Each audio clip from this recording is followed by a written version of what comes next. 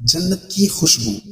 عن عبداللہ ابن عمرو رضی اللہ تعالی عنہما عن النبی صلی اللہ علیہ وسلم قال من قتل معاہدا لم يرح راحلة الجنة وإن ريحها يوجد من مسيرة 40 عاما۔ رواہ البخاری۔ رسول اللہ صلی اللہ علیہ وسلم کا ارشاد مبارک ہے کہ جس نے کسی معاہد کو قتل کیا وہ جنت کی خوشبو تک نہ سونگھ سکے گا، حالانکہ اس کی خوشبو 40 سال کی مسافت سے محسوس کی جاتی ہے۔ فائدہ: معاہد اس کافر کو کہتے ہیں جسے مسلمانوں نے امن دیا ہو۔